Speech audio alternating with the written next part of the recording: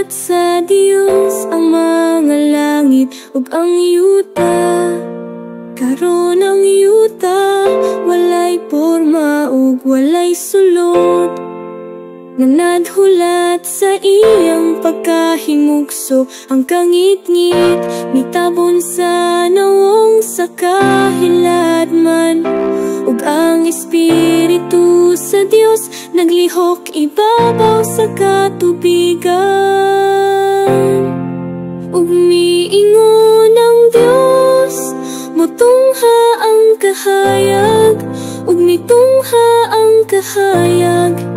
Nakita sa Dios nga ang kahayag maayo, ug iyang gilain ang kahayag gikan sa kangit-ngit. Kitawag sa Dios ang kahayag nga adlaw, ug ang kangit-ngit gihinganlan niya ug gabi, ug dihay kagabhion, ug dihay kabuntagon ang unang adlaw.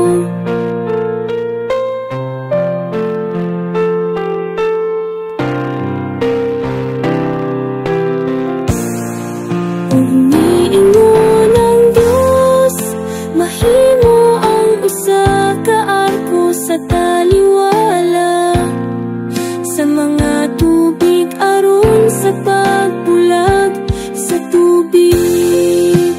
Gikan sa tubig usa gibuhat sa Dios ang hawanan, ug tilain ang tubig sa ilalom sa hawanan.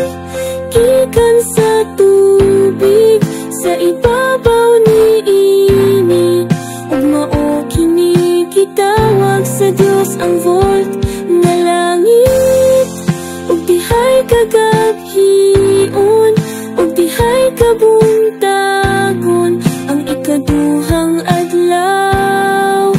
Ug miingon ang Dios, motungha ang kahayag, ug mitungha ang kahayag. Nakita sa Dios nga ang kahayag maayo, ug iyang gilain ang kahayag gikan sa kangit-ngit. Kitawag sa Dios ang kahayag nga adlaw, ug ang kangit-ngit gihinganlan niya ug gabi, ug dihay kagabhion, ug dihay kabuntagon ang unang adlaw. Niabot ang gabi, ug niabot ang kabuntagon, pagpadayag sa paglalanglakang sa lakaw ngalan sa ngalan.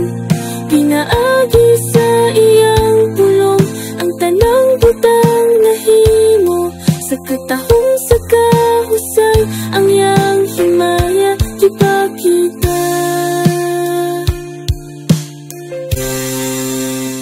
Ug miingon ang Dios, motungha ang kahayag, ug mitungha ang kahayag.